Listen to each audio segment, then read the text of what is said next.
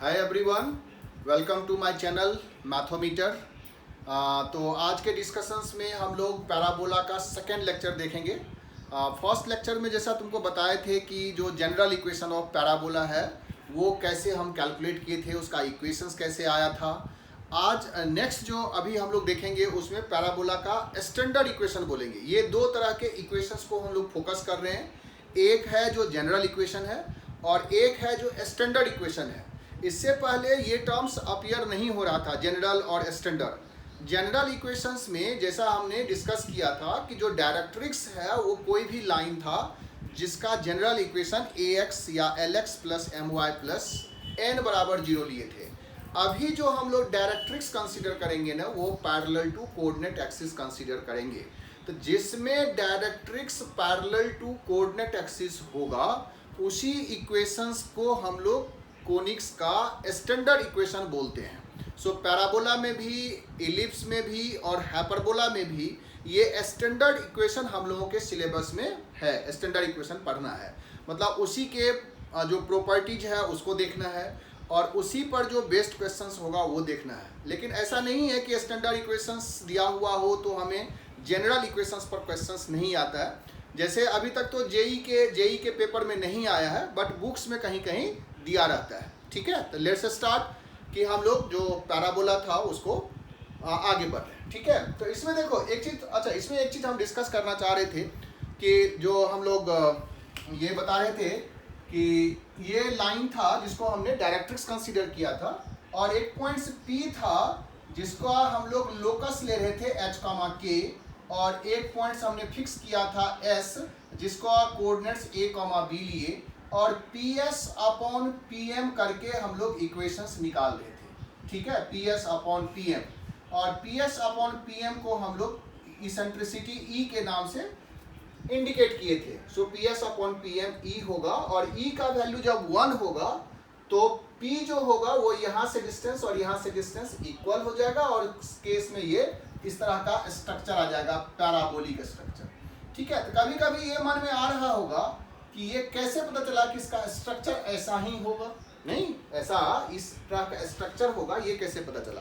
तो थोड़ा सा तुमको ज्योमेट्री बता रहे हैं फिर हम लोग स्टैंडर्ड इक्वेशंस पर आएंगे। ठीक है, ज्योमेट्री से तुमको समझ में आ जाएगा कि इसी तरह का स्ट्रक्चर क्यों आ रहा है। तो देखो ज्योमेट्री में एक टर्म्स आता है जिसको बोलते हैं मिड पॉइंट थ्योरम।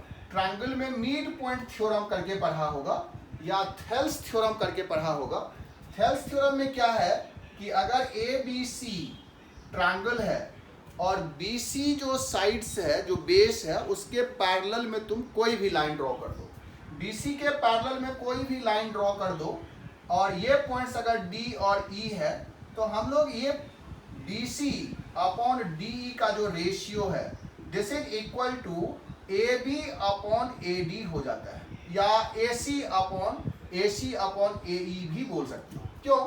क्योंकि ये ट्रायंगल और ये जो बड़ा वाला ट्रायंगल है वो दोनों सिमिलर ट्रायंगल है और सिमिलर ट्रायंगल में साइड्स का रेशियो जो है वो कांस्टेंट होता है। ये थेल्स थ्योरम कहते हैं। और D और E अगर मिड पॉइंट हो जाता है तो DE बराबर हाफ BC जिसको हम लोग मिड पॉइंट थ्योरम के नाम से जानते हैं। ठीक है ना, तो ये एक बेसिक प्रॉपर्टीज है जो ज्योमेट्री में हम लोग पढ़ते हैं। ठीक है, अगर इस ज्योमेट्री को यहाँ पर थोड़ा सा तुमको इलैबोरेट कर रहे हैं जिससे अंडरस्टैंडिंग जो होगा वो आसानी से समझ में आ जाएगा। ठीक है, सो देखो कि मान लो कि ये डायरेक्ट्रिक्स है। ठीक है, और इस पर इनफिनाइट पॉइंट्स होगा इस डायरेक्ट्रिक्स पर, उसमें से एक पॉइंट्स हम कंसीडर कर लिए मान लो E। ठीक है, और E से दो लाइन हम ड्रॉ कर रहे हैं। इस तरह से हम लोग दो लाइन ड्रॉ किए और दो लाइन में से एक लाइन जो है वो S से पास कर रहा है और इस पॉइंट्स को हम लोग A बोल रहे हैं। ठीक है ना, इस पॉइंट्स का नाम X दे देते हैं। तो हमें क्या करना है कि ये जो लाइन है इसको मान लो कि NX है और एक लाइन हम लोग parallel to this line draw कर रहे हैं। ठीक है, ये लाइन इस तरह से पैरेलल ड्रॉ कर रहे हैं। तो जैसे कि यहाँ पर अगर कोई पॉइंट P होगा तो PS, ठीक है, ये जो PS लाइन ड्रॉ किए हैं PS और ये जो L है यहाँ पर PS और PL जो है वो बराबर हो जाए। ठीक है, हम लोग इस तरह से ड्रॉ किए हैं कि PS जो है वो PL के बराबर है। तो तुम देखो कि जब ये लेंथ और ये लेंथ बराबर होगा तो ऑब्वियस है कि ये एंगल और ये एंगल जो होगा वो बराबर होगा। अगर ये थीटा है तो ये थीटा है, और ये अगर थीटा है ना तो चूंकि ये दोनों पैरेलल है इसलिए ये एंगल भी थीटा ही हो जाएगा। ठीक है, तो हम लोग इसमें प्रूव करना चाहते हैं कि जो PS अपॉन, मान लो ये K है, सो PS अपॉन PK, मतलब हम प्रूव कर देंगे यहाँ पर कि PS अपॉन PK जो है, PS अपॉन PK जो है, this is AS upon AX है, this is AS upon AX है। तो इससे ये पता चल जाएगा ना कि इस प्लेन में अगर P कोई पॉइंट्स है तो A भी उसी कर्व पर दूसरा पॉइंट्स भी है। ठीक है, और ऐसा अगर E का इनफाइनाइट पॉइंट्स हम कंसीडर करेंगे तो P का डिफरेंट पॉइंट्स इस प्लेन में दिखेगा, और उस सारे पॉइंट्स को अगर हम मिला देंगे तो उसी को हम लोकस बोलते हैं, और वो पैराबोलिक शेप का आएगा, जो शेप हम लोग अभी डिस्कस करने वाले हैं। ठीक है, ये आप लास्ट क्लास में हम लोग किए थे। तो यहाँ पर देखो बहुत ही आसानी से ये प्रूफ होता है कि अगर हम लोग इस ट्रायंगल को कंसीडर करते हैं, मान लो PL और PLE, ये देखो ट्रायंगल EPL, तो ये जो लाइन है और ये जो लाइन है ये आपस में पैरेलल हो गया इस ट्रायंगल में, इसके पैरेलल में ये हो गया। ठीक है, तो हम लोग लिख सकते हैं इसका मतलब PL upon AS, PL upon AS जो होगा इस ट्रायंगल के हिसाब से क्या होगा, this PE, this is PE upon AE हो जाएगा, नहीं PE अपॉन AE हो जाएगा, PE अपॉन AE। ठीक है, this upon this, this upon this, यही चीज यहाँ पर थेल्स थ्योरम बता रहा है। ठीक है, अब तुम ट्रायंगल देखो ये वाला। ठीक है, ये ट्रायंगल अगर हम देखेंगे दिस ट्रायंगल, तो इस ट्रायंगल में तुम देखोगे कि ये भी लाइन इसके पैरेलल है, this line is also parallel to this line. तो हमें यहाँ पर दिख रहा है कि अगर हम लोग जो PE लिए हैं, PE अपॉन AE लिए हैं, तो this is nothing but PK upon क्या हो जाएगा, AX हो जाएगा, तो यह आ जाएगा PK अपॉन AX। इस ट्रायंगल के हिसाब से जो ये लेंथ है this upon this, this upon this है। ठीक है, जो थेल्स थ्योरम कर रहा है। तो अब यहाँ देखो PL जो है हम लोग PS लिए थे, इसका मतलब PS अपॉन AS जो है वो PK अपॉन क्या आ गया, AX आ गया, और इससे हम लोग निकाल सकते हैं PS अपॉन PK जो है this is AS upon AX है, PS अपॉन PK जो है वो AS अपॉन AX। तो जब PS upon PK, this PK is equal to AS upon AX, इसका मतलब तो है कि P और A सेम ही कर्व पर ऐसा कोई पॉइंट्स है जिसका रेशियो हम लोग दिखा रहे हैं E है, नहीं यही तो हम लोग लिए थे कि P अगर कोई पॉइंट्स है सच दैट कि PS S अगर कोई फिक्स पॉइंट है और PS अपॉन PK जो है वो कांस्टेंट है, तो P का जो लोकस है वो क्या है, पैराबोला है। ठीक है ना, जिसमें E का वैल्यू 1 हो जाना चाहिए। तो अगर इस E को 1 ले लेंगे तो कह रहा है कि P इस E के हिसाब से ऐसा इनफाइनाइट पॉइंट्स होगा। अब तुम इसको ना ऐसे डायरेक्ट्रिक्स पर मूव कराओ, ऐसे जब मूव कराओगे तो दिखेगा कि ये जो लाइन है ना वो रोटेट कर रहा है। ठीक है, तो P और A जो है वो रोटेट करेगा, और जिस कर्व पर P होगा उसी कर्व पर तुमको A भी दिखेगा, मतलब इस तरह का एक कर्व तुमको बनता दिखेगा, और इसी कर्व को हम लोग पैराबोलिक कर्व बोल रहे हैं। ठीक है ना, अब ये चीज तुम्हें समझ में आ गया होगा कि ये पैराबोला का स्ट्रक्चर कैसे आया। मतलब इस लाइन को, इस पॉइंट को पकड़ के और इस E पर मूव कराओ, देखो P का जो कंडीशन है कैसा आ रहा है, मतलब दिमाग में इसको घुमाओ कि P जो है वो कैसा आएगा। ठीक है ना, जैसे जैसे ये इस तरह से इस लाइन पर मूव करेगा E का पोजीशन, ये जो P है ना वो इस तरह से रोटेट करेगा। ठीक है, और ये डिफरेंट पोजीशंस इस कर्व पर आएगा, और इस कर्व का इस तरह का स्ट्रक्चर आ जाता है जिसको हम लोग पैराबोला बोलते हैं। ठीक है ना, ये बहुत ही इंपॉर्टेंट है क्योंकि बहुत सारे केसेस में तुम्हें पता चलेगा कि ज्योमेट्रिकली भी हम कुछ चीज़ों को प्रूव कर सकते हैं। ठीक है, क्योंकि ये सारा ज्योमेट्री ही है, कोऑर्डिनेट ज्योमेट्री है, तो ज्योमेट्री से ये कहीं ना कहीं लिंक है। तो ज्योमेट्री से ये कैसे लिंक हुआ, कैसे पता चला कि ये पैराबोलिक कर्व ऐसा ही आ रहा है, तो उसका तुमको डिटेल्स में हम यहाँ पर बताए। ठीक है, चलो बाय द वे ये किसी पार्ट नहीं था इसका, बट एक अंडरस्टैंडिंग के लिए, एक बेटर अंडरस्टैंडिंग के लिए, ये चीज़ तुम्हें कहीं बुक्स में नहीं मिलेगा, बट एक बेटर अंडरस्टैंडिंग के लिए तुमको बताए कि ये कर्व क्यों ऐसा ही है। ठीक है, उसी तरह से इलिप्स, E का वैल्यू अगर हम 1 से बड़ा दे देंगे तो इसी का स्ट्रक्चर इलिप्टिकल हो जाता है, इसी का स्ट्रक्चर हाइपरबोलिक हो जाता है। तो हम आगे के चैप्टर्स में, आगे के जो टॉपिक्स है उसमें हम इस चीज़ को कवर करते हैं। ठीक है, चलो तो हम लोग अभी डिस्कस करने वाले थे वो था डायरेक्ट ये स्टैंडर्ड इक्वेशन। ठीक है ना। तो हम लोग स्टैंडर्ड इक्वेशंस की तरफ बढ़ रहे हैं। स्टैंडर्ड इक्वेशन जैसा अभी तुमको बताए कि स्टैंडर्ड इक्वेशन ऑफ पैराबोला में, स्टैंडर्ड इक्वेशन ऑफ पैराबोला, आप ध्यान देना इस चीज पर, ठीक है, कि इसमें हम लोग बोले कि जो कर्व है ना, वो उस कर्व की बात कर रहे हैं जिसमें कोऑर्डिनेट एक्सिस के पैरेलल में हमारा डायरेक्ट्रिक्स होना चाहिए। तो अभी सबसे पहले हम एक स्पेशल केस ले रहे हैं जिसमें एक्स एक्सिस या वाई एक्सिस को ही हम इसका डायरेक्ट्रिक्स मान लेते हैं, ठीक है। तो इसमें देखो कि ये जो वाई एक्सिस है इसके पैरेलल में हम डायरेक्ट्रिक्स लेना चाहते हैं, और जो वर्टेक्स है ना वो ये पॉइंट्स है, ऑरिजिन। मतलब एक स्पेशल केस तुमको दिखा रहे हैं, और फिर हम शिफ्टिंग के थ्रू बताएंगे कि इसका जो स्टैंडर्ड इक्वेशन है उसका जनरल फॉर्म कैसा होगा। स्टैंडर्ड का जनरल फॉर्म, वो जनरल इक्वेशन नहीं, स्टैंडर्ड इक्वेशन का जनरल फॉर्म। तो ये पॉइंट्स जो है वो वर्टेक्स है, ठीक है। और पैराबोला हम लोग इस तरह से बना दे रहे हैं। सपोज करो कि इस तरह का पैराबोला है, मतलब इस पर एक पॉइंट्स P है जिसका हम लोकस लेना चाहते थे, जिसको H, K दिखा रहे हैं, ठीक है। तो ऑब्वियस है कि इसको हम क्या बोलेंगे, टेंजेंट एट वर्टेक्स, क्योंकि ये पॉइंट्स हम वर्टेक्स दिखाए थे, याद होगा लास्ट लेक्चर्स में हम लोग इस पॉइंट्स को वर्टेक्स बोलते हैं। और ये जो एक्सिस है, जो एक्स एक्सिस है, इसी को एक्सिस ऑफ द पैराबोला ले रहे हैं। ये सारा हम एक जो फिक्स है उसको कंसीडर किए हुए हैं, ठीक है ना। एक्सिस को हमने एक्स एक्सिस ही कंसीडर कर लिया, और वर्टेक्स जो है वो ऑरिजिन है 0, 0। तो ऑब्वियस है कि जो पैराबोला का फोकस होगा वो एक्सिस पर होगा, और इसका कोऑर्डिनेट्स हम a, 0 कंसीडर करें, ठीक है। ये सब हमने कंसीडर किया अपने मन से, बाद में तुमको इसका जनरलाइज्ड फॉर्म बताएंगे। तो जब ये पॉइंट्स वर्टेक्स है तो याद होगा कि जो डायरेक्ट्रिक्स होगा वो क्या होगा, इस वर्टेक्स के, चूंकि वर्टेक्स मिड पॉइंट होता है, तो ये a है, इधर भी a लेंथ पीछे ही होगा। मतलब इस पॉइंट्स का जो कोऑर्डिनेट्स है वो -a, 0 होना चाहिए, और इस लाइन का इक्वेशंस क्या हो जाएगा, x + a = 0, x + a = 0, या x = -a लाइन है ये, ठीक है ना। ऐसा इसीलिए कंसीडर किए कि हमने इस वर्टेक्स को फिक्स कर लिया, ऑरिजिन, ठीक है। और जो एक्सिस है उसको भी फिक्स किया, दैट इज एक्स एक्सिस। तो डायरेक्ट्रिक्स जैसा इसमें दिख रहा है कि ये वाई एक्सिस के पैरेलल हो गया, जिसका इक्वेशन x = -a हुआ, क्योंकि ये पॉइंट्स इसका मिड पॉइंट होना चाहिए, किसका, फोकस एंड डायरेक्ट्रिक्स के बीच में। तो ये पॉइंट्स S हो गया, ये इस लाइन का इक्वेशन हो गया, ये y एक्सिस है, x एक्सिस को ही हम axis of the parabola consider किए हुए हैं, और P कोई पॉइंट्स है जिसका लोकस लेना चाहते हैं, सच दैट कि PS और PM जो है, ये PM जो है वो बराबर हो, ठीक है।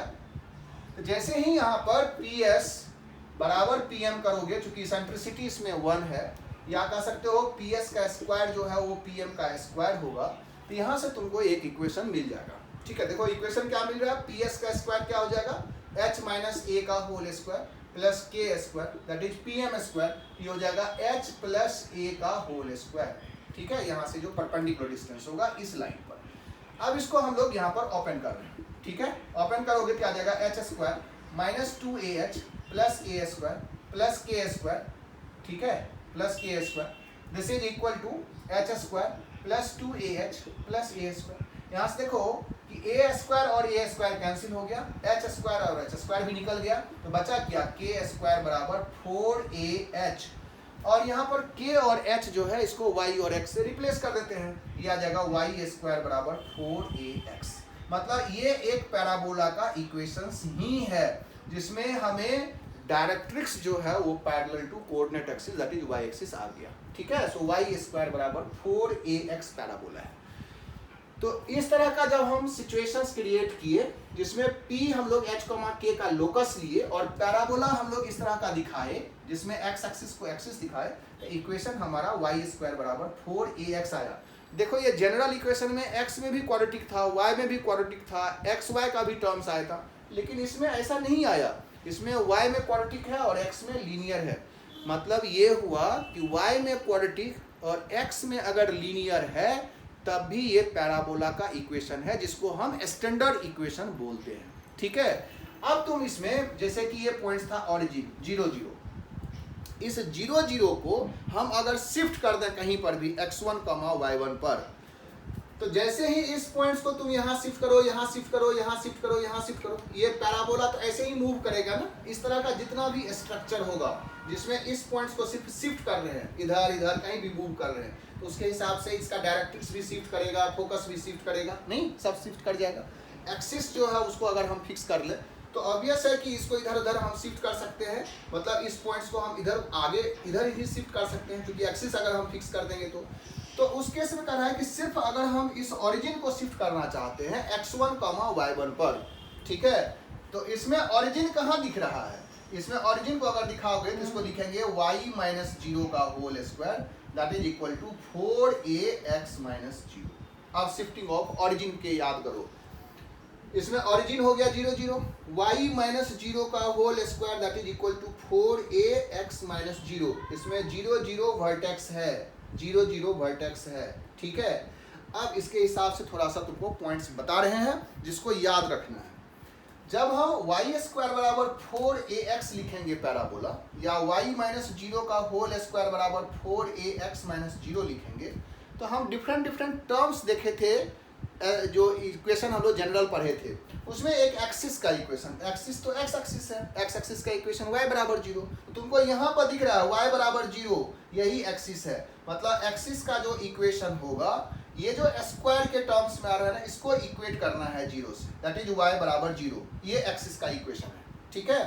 सो अगर हमको ये फॉर्म दिया हुआ है और तुमसे पूछ रहा है एक्सिस का इक्वेशन बताओ, तो ये जो स्क्वायर के टर्म्स में है ना, इसको इक्वेट कर देना है 0 से, y-0 बराबर 0, that is the equation of axis, ठीक है। नेक्स्ट देखो, अगेन अगर हम लोग इसमें डायरेक्ट्रिक्स का इक्वेशन निकालेंगे तो डायरेक्ट्रिक्स हमको दिख रहा है, डायरेक्ट्रिक्स है x बराबर -a, तो x यहाँ पर है, ये टर्म्स को देखना, ये x है, ठीक है, x बराबर -a कहेंगे तो x का जो कॉफिशिएंट है उसका 1/4 विथ निगेटिव साइड, ये सब चीज को ध्यान रखना क्योंकि आगे बहुत काम आने वाला है।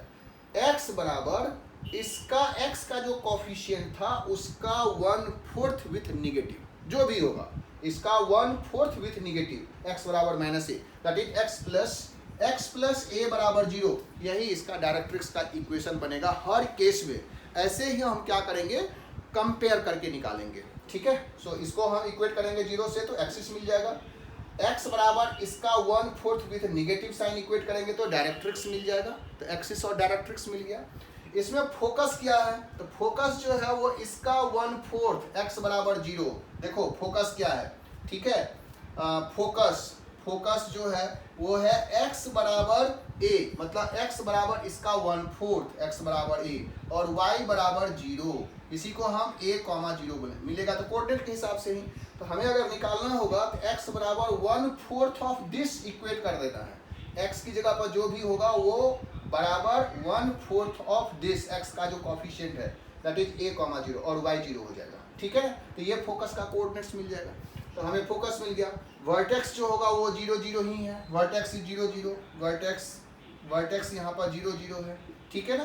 तो हमें एक्सिस मिल गया, डायरेक्ट्रिक्स मिल गया, फोकस मिल गया, वर्टेक्स मिल गया। अब भी देखो बहुत अच्छा चीज तुमको यहाँ पर मिलेगा कि अगर हम कोई भी लाइन डायरेक्ट ये एक्सिस पर परपेंडिकुलर और कर्व को दो जगह पर कट करता हो, तो इसको हम लोग लिखे थे क्या, ये है लेटस रेक्टम, ठीक है। Latus rectum is the smallest focal chord. तो देखो ये जो लाइन होगा जो लेटस रेक्टम है वो अगर एक्सिस पर परपेंडिकुलर है, इसका मतलब इसके पैरेलल है डायरेक्ट्रिक्स के, तो इसका इक्वेशन क्या हो गया, x बराबर a, और x बराबर a है तो इस यहाँ पर जो कोऑर्डिनेट्स होगा जिसको बोलते हैं एक्सट्रीमिटीज ऑफ लेटस रेक्टम, क्या, एक्सट्रीमिटीज ऑफ लेटस रेक्टम, याद रखना।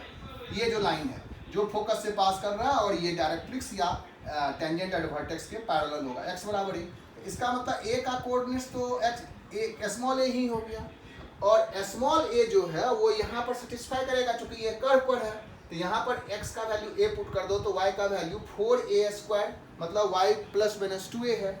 तो b का भी जो कोऑर्डिनेट्स है यहाँ पर, b का जो कोऑर्डिनेट्स होगा उसमें भी तो x कोऑर्डिनेट a ही होगा, और y कोऑर्डिनेट कितना हो गया, ऊपर में जो दिख रहा है वो 2a होगा और नीचे में जो होगा वो -2a होगा। इस तरह से तुमको ये लेटस रेक्टम का एक्सट्रीमिटीज आ गया, ठीक है, ये लेटस रेक्टम का एक्सट्रीमिटीज है।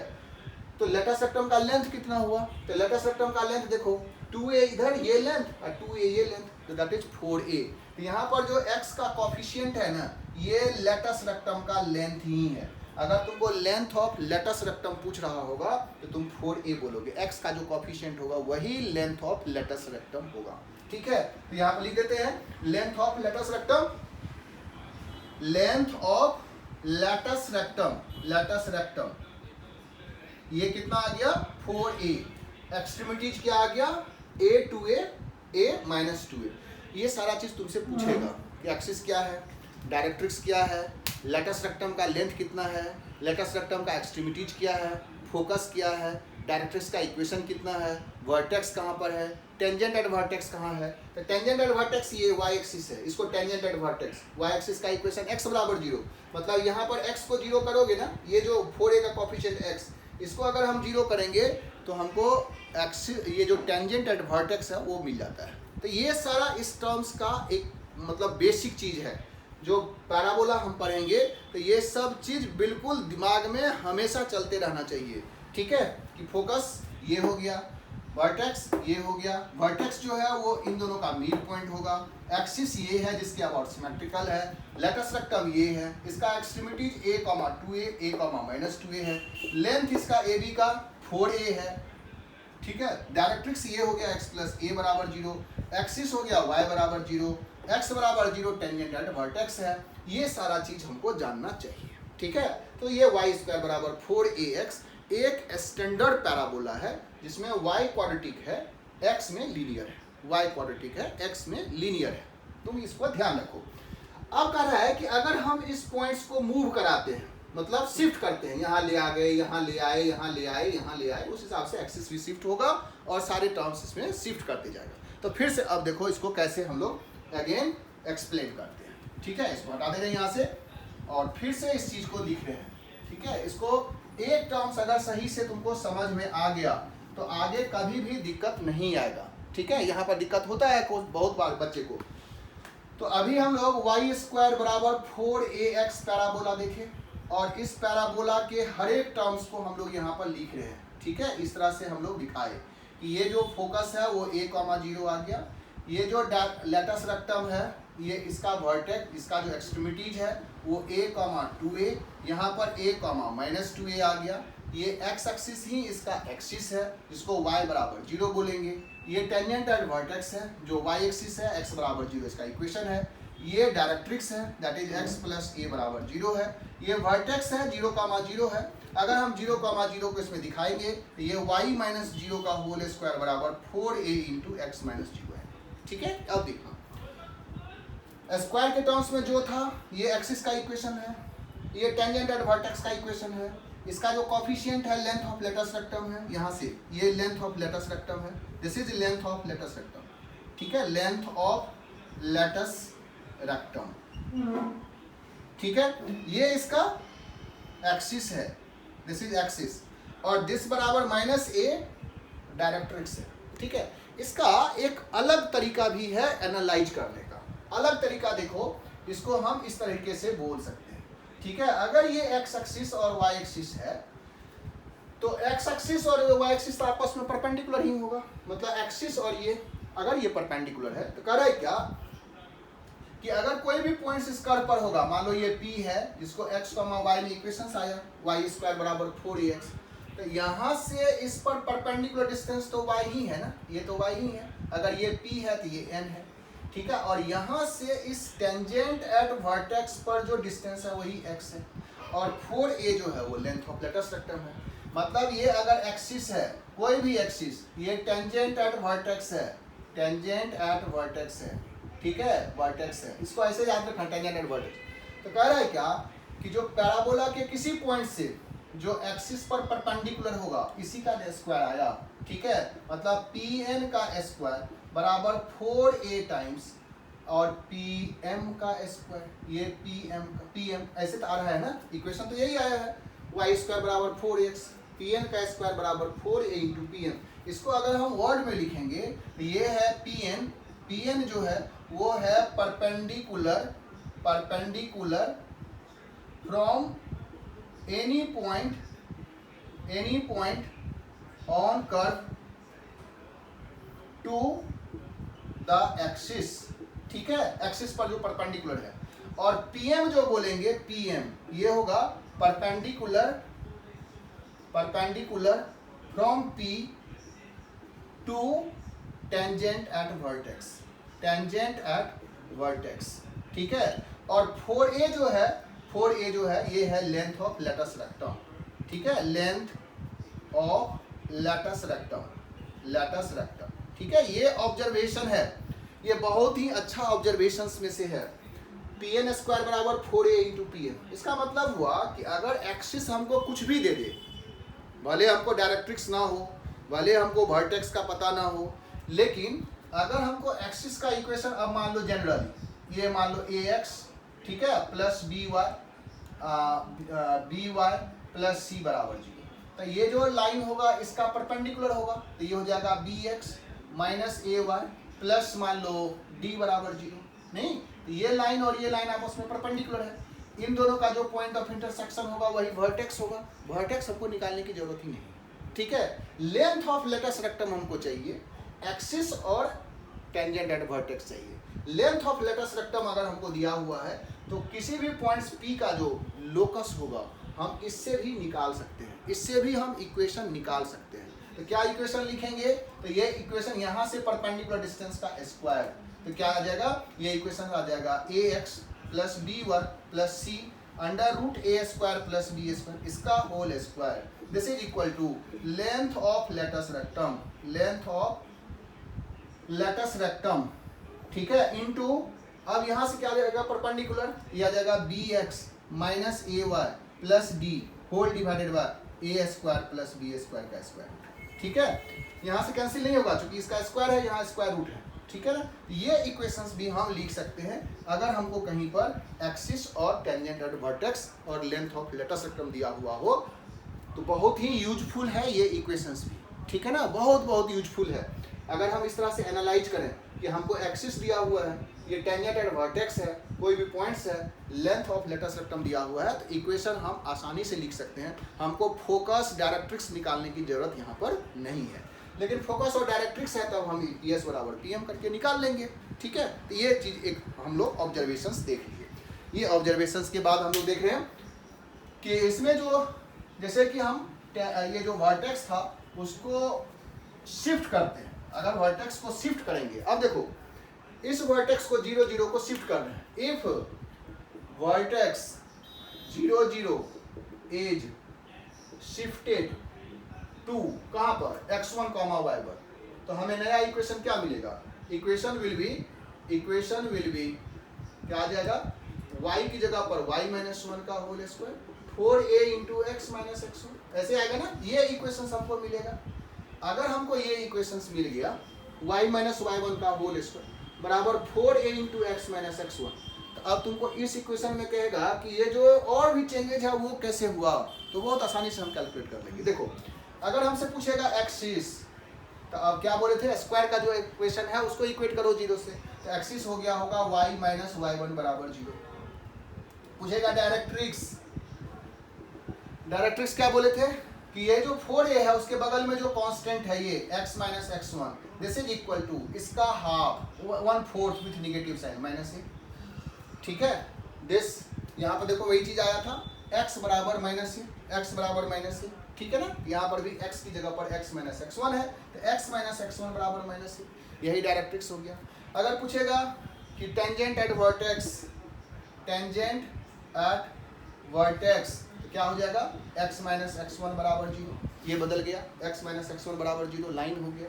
अगर पूछेगा इसका फोकस, देखो बहुत आसानी से निकल रहा है फोकस, इसका फोकस क्या था a, 0, मतलब इसमें x बराबर क्या बोले थे a, यहाँ x की जगह पर क्या है x minus x1, this is equal to a, और y की जगह पर क्या था 0, तो यहाँ y की जगह पर है y माइनस y1 बराबर 0। तो हमें इक्वेशंस मतलब कोऑर्डिनेट्स क्या आ जाएगा, ये आ जाएगा x1 प्लस a, y1। कोई दिक्कत है क्या इसमें, देख लेना। फोकस में यहाँ पर से कंपेयर कर रहे हैं, फोकस इसका था x बराबर a, यहाँ x की जगह पर आ गया x माइनस x1, तो x माइनस x1 बराबर a, y minus Y one zero, चूंकि यहाँ पर y था जीरो, ठीक है, तो y माइनस वाई वन बराबर जीरो, तो x क्या आ जाएगा x1 प्लस ए, y क्या आ जाएगा y1। सो फोकस का कोऑर्डिनेट्स क्या हो गया x1 का प्लस a कॉमा y1, ठीक है, इस तरह से फोकस बदल गया। अगर पूछेगा तुमको कि लेंथ ऑफ लेटस रेक्टम बताओ, लेंथ ऑफ लेटस रेक्टम, तो बोलेंगे ये चेंज नहीं हुआ। क्यों? क्योंकि ये तो चेंज हो नहीं रहा है, हम तो सिर्फ कर्व को घुमा रहे हैं, इधर उधर मूव कर रहे हैं, ये लेंथ ही चेंज हुआ, ये तो 4a के बराबर ही है। अगर पूछेगा लेटस रेक्टम का एक्सट्रीमिटीज बताओ, ठीक है, एक्सट्रीमिटीज ऑफ लेटस रेक्टम, तो देखो पहले हम इसका याद रखेंगे, क्या है a, 2a, a, minus a मतलब x बराबर a, तो यहाँ x की जगह पर क्या आया है x माइनस x1, तो ये आ जाएगा x माइनस x1 बराबर a और y माइनस y1 बराबर प्लस माइनस 2a, ठीक है। यहाँ से x का कोऑर्डिनेट्स आ जाएगा x बराबर x1 प्लस a, y बराबर y1 प्लस माइनस 2a, ये दो कोऑर्डिनेट्स आ गया, ठीक है, x1 plus a comma y1 plus 2a और x1 plus a comma y1 minus 2a। इस तरह से हम length of latus rectum, extremities of latus rectum, focus का coordinates, tangent at vertex, directrix का इक्वेशन, एक्सिस का इक्वेशन, ये हम कैलकुलेट कर लिए, ठीक है ना, बड़ी आसानी से ये कैलकुलेट हो जा रहा है। वर्टेक्स यहाँ पर जीरो, x1 कॉमा y1 दिया ही है। अब ये इसी चीज को तुम ऐसे देखो, इसको अगर हम लोग ओपन कर देते, सपोज करो इसको ओपन कर देते, तो तुमको ये इक्वेशंस कैसा दिखता, ये तुमको दिखता y में क्वाड्रेटिक और x में लीनियर। इसको ओपन कर दो, y square minus 2ay1 2y1 plus y1 square बराबर 4ax माइनस 4ax1। मतलब ये है कि x में क्वाड्रेटिक, सॉरी x में लीनियर है और y में क्वाड्रेटिक है। अब इस तरह का इक्वेशंस, ठीक है, इस तरह का इक्वेशंस का जो जनरल फॉर्म है, स्टैंडर्ड का जनरल फॉर्म, ठीक है, इसको जनरलाइज कर रहे हैं, मतलब हमेशा ऐसे फॉर्म में नहीं दिया रहेगा ना। तुमको जो इक्वेशंस मिलेगा वो y में क्वाड्रेटिक होगा और x में लीनियर होगा। तो ये इक्वेशंस कैसा होगा, तो x बराबर ay square plus by plus, ये इक्वेशन और ये इक्वेशन सिमिलर है। इसको भी ओपन करेंगे ना तो ऐसा ही इक्वेशन बनेगा, y में क्वाड्रेटिक बन जाएगा, x में लीनियर। तुमको देखना है कि y में क्वाड्रेटिक और x में लीनियर है, तो सबसे पहले इसको इस फॉर्म में करेंगे और तब फिर ये सारा टर्म्स हम कैलकुलेट करेंगे। कैसे, देखो यहाँ से x बराबर क्या करेंगे, इसमें से a निकालो, y square plus b by a y, ठीक है, प्लस c बाय a आ गया। फिर x बराबर लिखो a y स्क्वायर, यहाँ 2 से मल्टीप्लाई करो, b बाय 2a हो गया y, plus b by 2a का होल स्क्वायर ऐड कर दो, c बाय a था ही, कितना ऐड किए, तो b square by 4a square, इसको सब्ट्रैक्ट कर, ठीक है, कुछ नहीं किए, यहाँ पर ऐड किए, यहाँ सब्ट्रैक्ट किए, एज इट इज है, ताकि परफेक्ट स्क्वायर बन जाए, क्योंकि हमको यहाँ परफेक्ट स्क्वायर चाहिए, ठीक है। x बराबर आ जाएगा a, ये इक्वेशंस हो गया y plus b by 2a का होल स्क्वायर, ये a यहाँ पर हटा दे रहे हैं, ठीक है। यहाँ पर आ जा रहा है दिस इज प्लस, एलसीएम लोगे तो 4ac minus b square whole divided by 4a, क्योंकि ये a स्क्वायर था, इससे कैंसिल हो गया, ठीक है, इसको हम लोग अलग कर दिए, ये क्वांटिटी। जनरली हम d जो है इस इक्वेशंस में d डिस्क्रिमिनेंट जिसको बोलते हैं, b स्क्वायर माइनस 4ac को रखते हैं, ठीक है, तो ये हो जाएगा माइनस b बाय 4a, इसको इधर कर दो, ये आ जाता है x plus d by 4a, this is equal to a times y plus b by 2a का होल स्क्वायर। देखो ऐसा ही इक्वेशन बन गया, और भी इसको स्टैंडर्ड लिखो, y plus b by 2a का whole square, this is equal to 1 by a x plus d by 4a। अब हमको इसको क्या करना है, इसके साथ कंपेयर करना है, इसको और इसके साथ कंपेयर करना है, ठीक है। तो अगर तुमसे पूछेगा कि ये इक्वेशंस का सारा टर्म्स बताओ, जैसे इस इक्वेशंस का हम लोग लिखे हैं, ठीक है, तो अभी हम लोग इसमें देख रहे हैं कैसे इस टर्म से हम निकालते हैं। सबसे पहले देखो, इसको इक्वेट करेंगे 0 से, तो एक्सिस आ जाएगा, तो इसका एक्सिस का इक्वेशन, एक्सिस क्या आ जाएगा, ये y plus b by 2a बराबर 0। क्या बोले थे, जो स्क्वायर का टर्म्स है इसको इक्वेट कर दो 0 से, एक्सिस आ गया, ठीक है। इसको 0 कर दो, tangent at vertex, tangent at vertex, ठीक है, ये क्या आ जाएगा, x plus d by 4a बराबर 0। उसके बाद पूछेगा डायरेक्ट्रिक्स, क्या बोले थे डायरेक्ट्रिक्स, ये जो इतना कोफिशिएंट है ये है, ठीक है, ये कोफिशिएंट है x plus d by 4a, this is equal to इसका 1/4, तो 1 by 4a with negative sign, तो विथ निगेटिव साइन, यहाँ से हम डायरेक्ट्रिक्स निकाल लिए। अगर पूछेगा फोकस, फोकस बताओ, फोकस क्या होता है? x बराबर a, x ये है, that is x plus D by 4a, this is equal to a मतलब 1/4a, मतलब इसका 1/4, यहाँ जो भी आएगा उसका 1/4, 1/4। x कोऑर्डिनेट आ गया, y कोऑर्डिनेट में क्या हो जाएगा? दिस बराबर 0, that is y plus D by 2a, ये 0, ऐसे निकाल देंगे, ठीक है। यहाँ से x आ जाएगा, यहाँ से y आ जाएगा। Length of latus rectum, length of latus rectum वो फिक्स है 1/a ही लेंथ ऑफ लेटस रेक्टम, यहाँ से जो ये क्वांटिटी आ रहा है, ठीक है, 1/a। उसी तरह से एक्सट्रीमिटीज ऑफ लेटस रेक्टम क्या बोले थे? x बराबर a, तो x की जगह पर कौन आया? ये, ठीक है, x plus D by 4a, this is equal to a का मतलब इसका 1/4, दैट इज 1/4a। y बराबर प्लस माइनस 2a, तो ये y की जगह पर है y plus b by 2a, this is plus minus 2, a का मतलब है इसका 1/4, दैट इज 1/4a। इस तरह से हम x कोऑर्डिनेट और y कोऑर्डिनेट निकालें, सारा टर्म्स आ गया। इस तरह से तुम्हें axis, vertex, directrix, focus, length of latus rectum, extremities of latus rectum, ये सारा टर्म्स आ रहा है। कैलकुलेट करने में इसमें दिक्कत नहीं होना चाहिए, क्योंकि जब तक ये बेसिक चीज़ नहीं पता चलेगा तो आगे का चीज़ तुम समझ नहीं पाओगे, ठीक है। तो हम लोग x बराबर ay² plus by plus c या y माइनस y1 का whole square 4ax minus x1 या y² बराबर 4ax एक पैराबोला था जिसके बारे में हम सारा चीज जान गए। अब जब हम पैराबोला को चेंज करेंगे तो तुमको ज़्यादा दिक्कत नहीं आएगा, इसको बढ़िया से समझ लो, इस पर 1-2 क्वेश्चंस बना लो, हम बता देंगे, एक्सप्लेन कर देंगे, और फिर हम लोग इसमें जो डिफरेंट पैराबोला आ जाएगा जिसमें x में पॉजिटिव आ गया, निगेटिव आ जाएगा, वो सब चीज़ हम लोग नेक्स्ट वाले लेक्चर्स में डिस्कस करेंगे, ठीक है।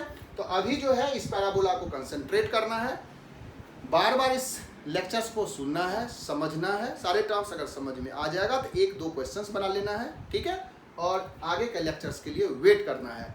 Okay, thank you.